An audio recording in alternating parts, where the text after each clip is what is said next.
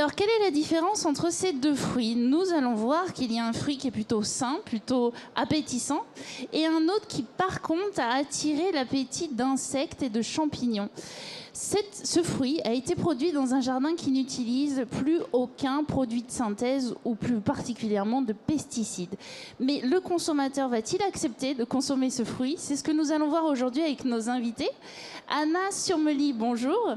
Bonjour. Donc vous êtes chargée de mission à la Société nationale d'horticulture de France et vous êtes justement en charge de ce dossier pour la transition des jardins sans pesticides. Jacques Mie, bonjour. Bonjour. Vous êtes président de l'Académie du biocontrôle et directeur de l'UPJ qui est l'Union pour la protection des jardins. Jean-Marc Muller, bonjour. Bonjour. Alors vous êtes notre jardinier en chef aujourd'hui. Ça fait plus de 35 ans que vous avez un potager, et d'ailleurs un potager depuis 25 ans sans pesticides.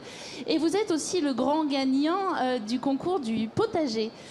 Alors ma première question pour démarrer, parce que nous allons parler justement de ces jardins sans pesticides, car il y a un nouveau cadre réglementaire qui oblige au 1er janvier 2019, si je ne me trompe pas, les jardiniers à ne plus utiliser de produits de protection des plantes ou d'insecticides. Pouvez-vous nous préciser ce qu'il en est exactement de ce nouveau cadre?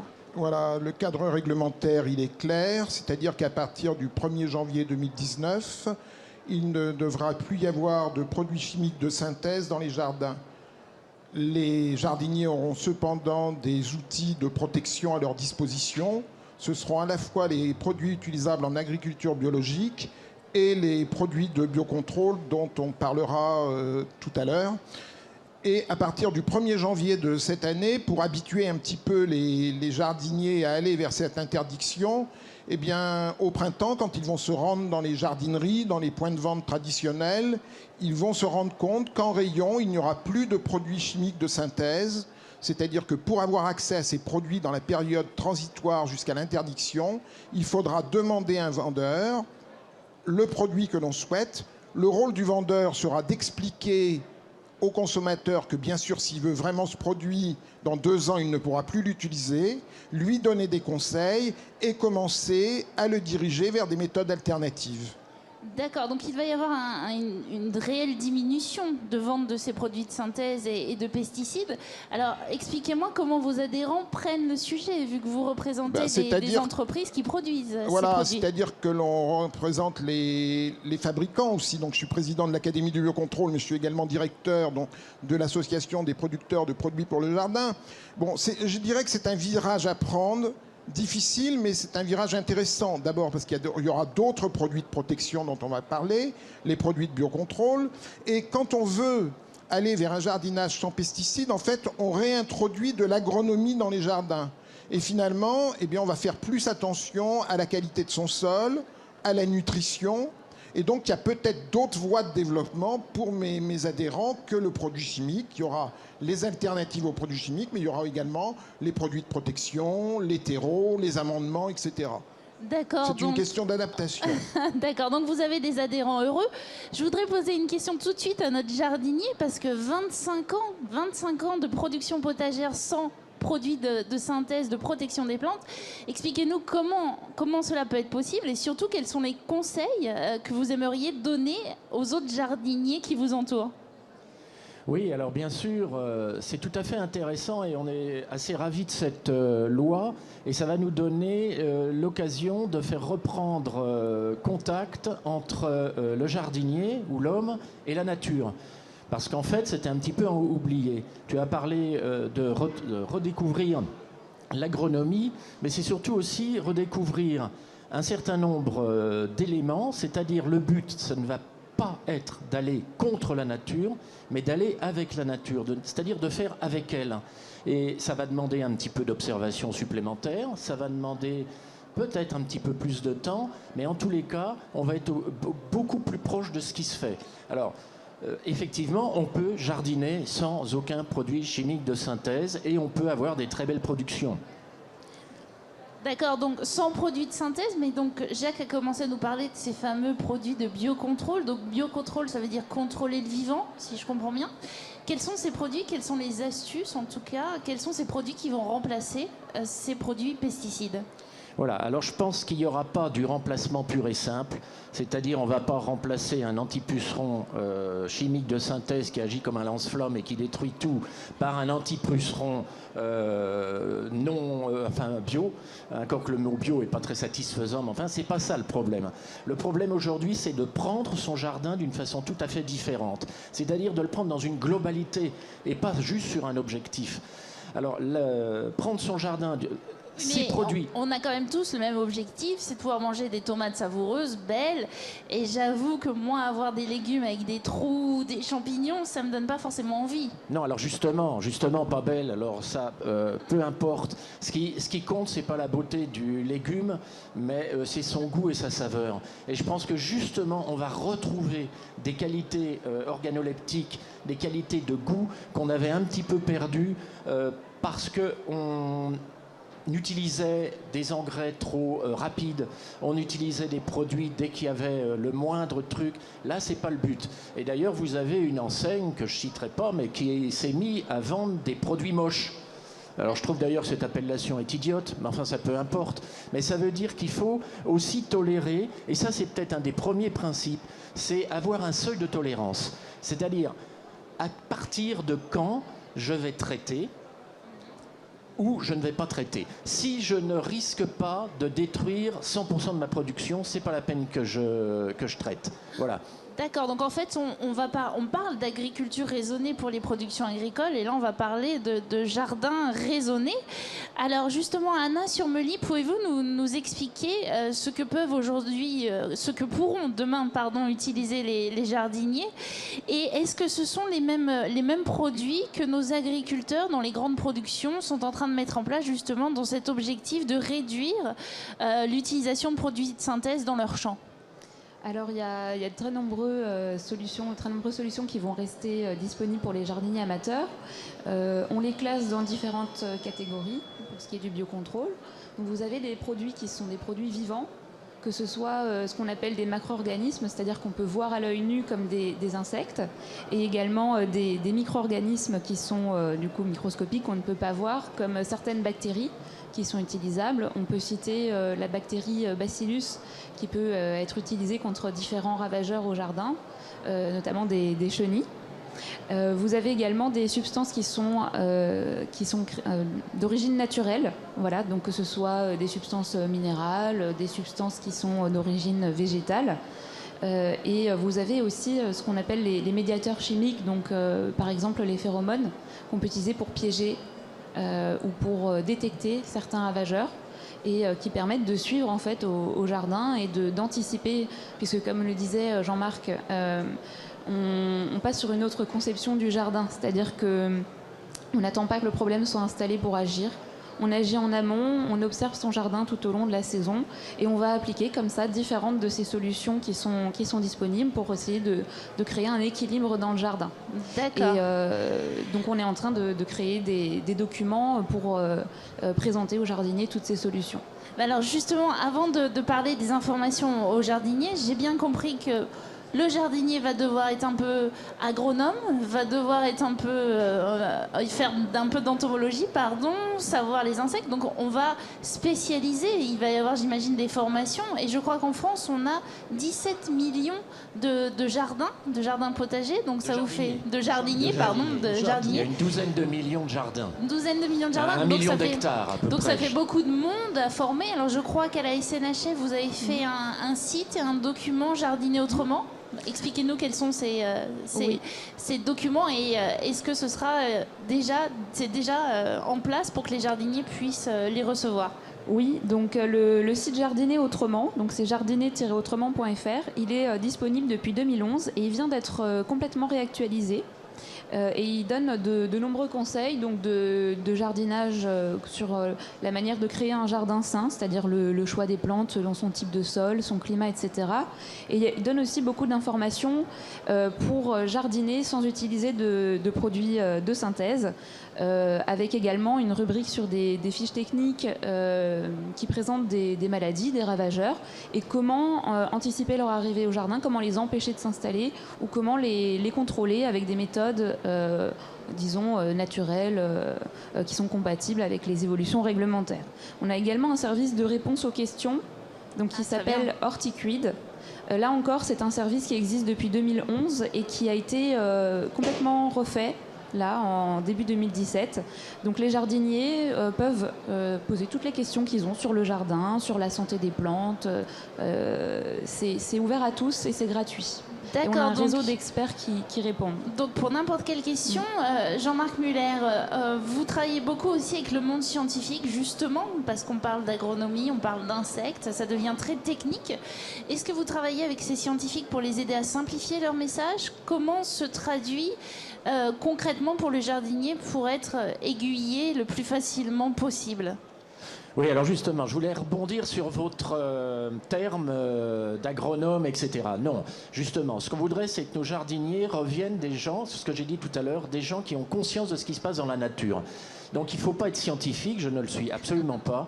Il faut au contraire être observateur et simplement ressentir ce que ressent la nature. Si vous vous fondez avec elle, à ce moment-là, on va retrouver tous les gestes qu'avaient nos anciens pour un certain nombre de choses.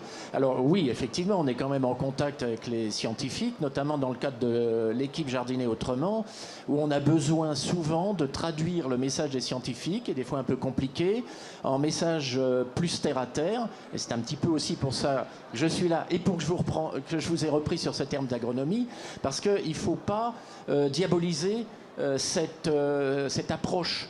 Alors c'est vrai que ça demandera peut-être un peu plus de temps au début, mais c'est beaucoup plus agréable parce que tout d'un coup, on se ressent vraiment revenir comme un vrai jardinier. Et je voudrais aussi ajouter une chose, c'est que le problème, c'est pas de dire, par exemple, j'ai des pucerons, qu'est-ce que je fais? Alors ça, mes deux collaborateurs, collègues l'ont bien dit, c'est pas ça. C'est dire qu'est-ce que je vais faire pour ne pas avoir de pucerons. C'est ça la question, c'est ça cette nouvelle approche.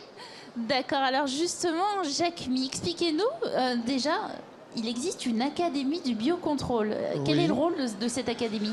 Le rôle de l'académie, c'est simplement justement de faire un peu le point sur les connaissances et de voir comment transférer ces connaissances, comme il y a de l'agronomie quand même à la base, il y a de la science, mais on a affaire à des amateurs. Et on a affaire justement dans 17 millions de jardiniers. Sur ces 17 millions, il y en a 2 qui sont avertis, c'est-à-dire qui vont aller régulièrement sur le site SNHF, qui vont consulter Hortiquid, etc. Et il y en a 15 millions. Pour eux, le jardin, c'est un loisir. Il ne faut pas que ça soit trop compliqué, etc. C'est souvent une passion. Les jardiniers une passion, sont des grands passionnés. Mais c'est également un loisir. Il y a également toute une frange de jardiniers pour qui c'est un loisir, mais comme on est dans un temps moderne, on a d'autres loisirs aussi. Donc il ne faut pas que ça soit trop compliqué. Donc un des rôles de l'académie, ce n'est pas le seul, mais ça va être d'expliquer le biocontrôle et de bien faire passer le message que quand on parle de produits de biocontrôle, si on veut que ça fonctionne, il faut avoir un autre regard sur son jardin. C'est ce que viennent de dire Anna et Jean-Marc, d'une autre façon. Donc un autre regard sur son jardin, ça veut dire que justement, comment je vais faire pour pas qu'il y ait de pucerons dans mon jardin. Comment Alors vous êtes venu avec Alors, des je suis venu avec des choses insectes pour montrer justement que c'est une approche globale. Alors ça, c'est un hôtel à insectes, par exemple. Un hôtel à insectes, Alors, oui. Un hôtel à insectes, parce que il y a longtemps, on s'est rendu compte que quand il y avait des pucerons, un peu de temps après, il y a souvent des coccinelles. Mais c'est souvent les pucerons qui arrivent en premier. Et ensuite, les coccinelles se nourrissent des pucerons et vont se multiplier. Donc, pour aider les coccinelles, par exemple, à passer l'hiver, on va créer des abris où elles vont passer tranquillement l'hiver. Et comme ça, au printemps, elles seront là plus rapidement dans le jardin et elles feront plus vite leur travail. C'est un hôtel à insectes. Donc en fait, nos potagers se transforment en chambres d'hôtes pour les coccinelles. On les nourrit et on les loge. On leur permet de passer l'hiver. Donc là, il n'y a pas que des coccinelles qui vont se servir de cet hôtel. Parce que chaque petite chambre correspond à un type d'insecte. Parce qu'on a, la coccinelle est emblématique, mais par exemple, on a la chrysope.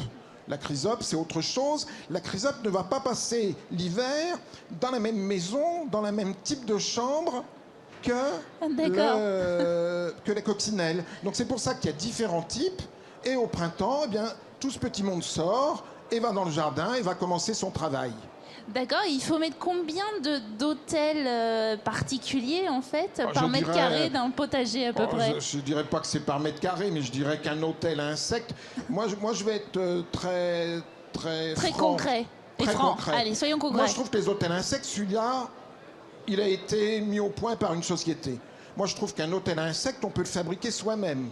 Notamment, c'est un merveilleux petit travail. Un mercredi où il pleut avec les enfants, eh bien, on coupe du sureau, on fait soi-même ses petits abris. Alors justement, Jean-Marc, juste une question. Jean-Marc, vous avez ce type d'hôtel dans votre potager, donc? Alors l'hôtel à insectes, je trouve que c'est quelque chose de très intéressant, c'est très pédagogique. Et c'est particulièrement pédagogique vis-à-vis des enfants. Or, les enfants d'aujourd'hui seront les consommateurs de demain et seront les jardiniers de demain. Donc ce qui est intéressant, c'est exactement ce qu'a expliqué Jacques, avec les petits appartements par un type d'insecte. L'idéal, après, c'est que l'ensemble du jardin soit en quelque sorte un hôtel à insectes. Alors, effectivement, il suffit de faire des petits fagots creux pour attirer telle bête, des planches bien serrées les unes contre les autres pour attirer les coccinelles, etc. Il y a plein de petites astuces comme ça, et que vous disséminez dans le jardin.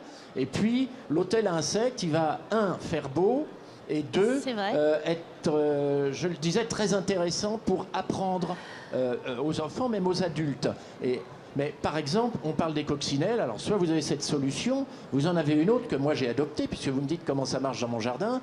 Moi je réserve un coin aux orties, parce que les coccinelles viennent pondre leurs œufs dans les orties. C'est ce qu'on appelle une plante haute. Alors haute comme hôtel. Hein. Comme chambre d'hôte. Comme chambre d'hôte. Haute comme chambre d'hôte. Mais justement, Anna, peut-être que vous, dans vos brochures ou sur votre site, on trouve un kit, un plan, un peu comme chez Ikea, pour fabriquer notre hôtel à insectes, j'imagine? Alors vous avez effectivement, oui, des conseils sur le site pour éventuellement fabriquer son hôtel à insectes, ou alors juste des fagots de tiges creuses qu'on peut accrocher aux branches des arbres, des pots retournés avec de la paille dedans qui vont aussi accueillir des insectes utiles. D'accord. Et vous avez aussi des plans qui avaient été distribués lors de salons aux gens qui avaient très bien marché, où on avait un grand hôtel à insectes aussi sur notre stand. Je rejoins un petit peu Jean-Marc aussi sur la remarque qu'un hôtel à insectes c'est plutôt pédagogique, et que nous, ce qu'on aime bien donner surtout aux jardiniers, c'est des conseils pour accueillir la biodiversité directement dans son jardin, en ayant des haies qui sont encore qui vont servir d'hôtes en hiver, qui ont des feuilles, garder un peu de bois mort, des feuilles mortes, etc. D'accord, vive les bois morts et les feuilles mortes. Jacques, alors expliquez-nous, parce que moi je veux vraiment savoir comment des bourdons peuvent devenir nos alliés dans un potager. Alors les bourdons, en fait, ils ont un intérêt fondamental, c'est la pollinisation. La pollinisation des plantes à fleurs, oui, voilà, en effet. Donc le principe de cette ruche, parce que c'est une ruche à bourdons, donc je l'ouvre avec précaution, parce que moi je suis d'abord pas très courageux. Moi non plus, donc... Voilà. Et donc c'est une vraie ruche dans laquelle il y a des bourdons. Une toute petite ruche, en fait. Une toute petite ruche. Donc on peut la commander, hein, c'est quelque chose pour quelqu'un, et je dirais que ça s'autosuffit. C'est-à-dire qu'il y a une solution nutritive au départ qui commence de nourrir les bourdons. Vous l'installez dans votre jardin et ensuite vous ne vous occupez plus de rien. C'est-à-dire que le bourdon fait son travail. En plus, c'est une ruche transparente. Donc là encore, il y a un côté pédagogique, parce qu'on voit les insectes pollinisateurs. Ça permet d'expliquer la pollinisation. Ça permet d'expliquer que ces insectes-là sont utiles au titre de la pollinisation. Donc attention aux traitements insecticides qui pourraient les détruire. Donc ça entraîne fatalement la démarche vers un jardinage autrement. Jardiner autrement avec des bourdons, mais moi la question, comme vous avez des enfants, souvent les enfants sont attirés dans les potagers, c'est des alliés précieux pour le désherbage notamment. C'est pas dangereux d'avoir des ruches à bourdons juste à proximité? Parce que le bourdon, là, il a quand même une caractéristique, c'est qu'il n'est pas agressif du tout. Voilà. Il est moins bon, même des abeilles. Moi, des abeilles, moi j'ai des amis qui ont des ruches dans leur jardin, c'est bien, mais si on s'approche de la ruche, si c'est un jour qu'on ne ressemble pas à un autre, on peut se faire piquer. Le bourdon n'est pas agressif. Le donc bourdon est gentil, super. le bourdon est notre Voilà. ami, parce que les piqûres d'abeilles, on a tous eu. Voilà. Ensuite, vous êtes venu Alors, j'ai avec d'autres d'autres... choses, parce que, Allez-y, expliquez-nous. Par exemple, ça. Qu'est-ce que Ce c'est? Un petit petit sac, pochon, là, oui. Ce petit sac. Là, on a dit hôtel à insectes pédagogique. Oui. On a vu qu'on pouvait favoriser l'arrivée le maintien des coccinelles dans son jardin. D'accord. Il n'empêche qu'on peut également, si on veut, introduire des coccinelles dans son jardin. Donc dans ce sac, Il y a des coccinelles il y dans a ce des sac? larves de coccinelles. D'accord. Donc il suffit d'ouvrir le sac et de le pendre à un arbre ou à une, je dirais, à une branche dans le potager. Voilà, un endroit où il y a des À côté pucerons. de leur nourriture. Voilà. Et Tout donc, de suite. il faut qu'il trouve tout de suite sa proie, mais c'est très pratique. Donc là, Jean-Marc, il va partir avec ce petit sac d'ailleurs. Hein, c'est la bonne nouvelle. On se fait des cadeaux en direct, En d'accord? direct. Mais c'est vraiment quelque chose de pédagogique. d'efficace, et pédagogique. et qui fonctionne. D'accord. Qui fonctionne. D'accord. Alors après, de la même façon, dans ces petits sachets, là, j'ai des acariens. On dirait de l'antimite. J'ai des acariens utiles, c'est-à-dire ces acariens-là, ils vont manger d'autres insectes. Donc, le principe en est simple. J'ai ça. Un petit sachet là, pour... j'ai une petite encoche pour le mettre. L'humidité va faire que le papier va partir. Et donc, les acariens vont coloniser la culture. Mais ce sont des acariens utiles. D'accord. Et c'est tout le principe de tout ce que j'ai là. Là-dedans, il y a des insectes utiles. Donc là, c'est comme une salière. Donc On saupoudre Voilà, d'insectes voilà, son voilà. potager. Et hop, hop, hop, hop, hop, hop, hop. Et j'ai des solutions un petit peu pour tout. D'accord. Donc ça montre que, notamment pour le biocontrôle, au niveau des insectes, on est très bien armé. En Alors, effet. pour être honnête, ça marche mieux sous serre. C'est-à-dire que quand on est en milieu fermé, Oui. c'est sûr que ça marche mieux. Par rapport au Mais milieu ça ouvert. fonctionne au potager. D'accord, également. alors justement, on va revenir au jardinier en chef, Jean-Marc Muller. Donc tous ces produits, vous les connaissez, tous ces insectes Oui. auxiliaires, vous les utilisez. Est-ce qu'on peut réellement trouver des solutions raisonnées, comme vous le disiez au début de l'émission, pour répondre à... parce que les plantes sont en permanence agressées par des insectes, des champignons, tout un tas de parasites quand même. Oui, oui. Alors moi, je crois que justement, c'est un petit peu la transition pour revenir aux fondamentaux. Parce que moi aussi, j'ai tout un tas de petits produits à vous présenter. Mais je pense que tout ça ne peut fonctionner, et ne fonctionner bien, que si on prend un ensemble de bonnes pratiques et de respect d'un certain nombre d'éléments et d'un certain nombre d'attitudes. Et ça, c'est vraiment capital. Parce que tout est un grand ensemble. Alors, On transforme tous les insectes, en fait, on transforme non, pas notre seulement environnement. les insectes. Des alliés, tout Non. devient des alliés dans ce Je pense qu'il faut dans cet revenir, objectif. si vous voulez, à la base. C'est-à-dire, pour ne pas avoir à traiter, ou le moins possible même à utiliser ces produits-là, il faut... j'ai l'habitude de dire, moi, l'infestation la plus facile à traiter, c'est celle qu'on n'a pas eue. Alors vous me direz, c'est peut-être un peu stupide, mais ça démontre bien ce que ça veut dire. Je pense qu'il faut commencer par déjà bien connaître son sol. Parce que toutes les plantes ne sont pas adaptées à tous les sols. Si vous mettez une plante et son climat... C'est surtout des variétés adaptées, Alors- c'est-à-dire que chaque espèce a des variétés qui vont se développer plus ou moins facilement en fonction des terres et des climats. Oui, mais il y a aussi des espèces qui ne sont pas forcément adaptées à des sols. Si Bien vous sûr. avez par exemple des plantes qui demandent beaucoup d'eau, si vous faites ça dans un terrain ou dans une région où il pleut pas, où c'est très sec, si vous voulez, vous y arriverez. Mais vous aurez des plantes qui auront beaucoup plus de mal à se défendre. Tout à fait. Donc comme elles auront du mal à se défendre, elles sont très sensibles à toutes les attaques. Donc premier problème, la bonne plante au bon endroit, au bon moment. Ça c'est la première chose. La deuxième, c'est ne jamais laisser un sol nu. D'accord. Parce qu'un sol nu, il est exposé à la sécheresse, il est exposé à l'excès de pluie. Oui, puis les plantes entre elles vont s'apporter des éléments, Il faut elles vont se nourrir. Soit on paille, c'est-à-dire soit on recouvre le sol, soit on utilise des plantes, ce qu'on appelle les engrais verts, soit les on couverts utilise des végétaux. cultures intermédiaires. En tous les cas, jamais de sol nu. Ça, c'est aussi un des grands principes. Très bien, alors juste pour terminer, vous aviez encore un, mais pour terminer, j'aimerais que Anna, en quelques mots, nous explique voilà, quel comportement demain changera réellement ces jardins en jardins sans pesticides. Je pense que c'est l'observation qui vraiment avant tout. Voilà, va permettre aux jardiniers de s'adapter et de faire face en fait à toutes les problématiques qu'ils peuvent rencontrer au jardin.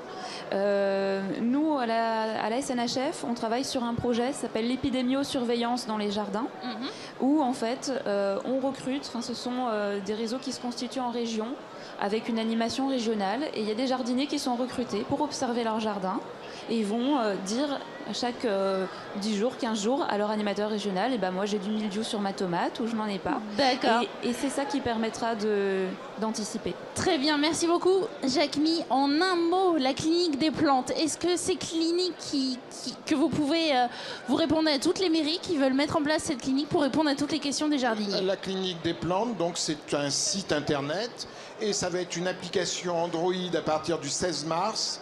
Le sous-titre, c'est traité, c'est pas automatique. Tout commence par un diagnostic. Et à 16 mars, il y a une application qui sera dédiée. Très bien, merci beaucoup, merci. Donc nous l'avons compris, un jardin sans pesticides, c'est possible, compliqué, ça nécessite de l'observation, mais des outils existent. Je vous donne rendez-vous demain pour une nouvelle émission de Semences Mag, et d'ici là, n'oubliez pas, les semences sont au cœur de la vie.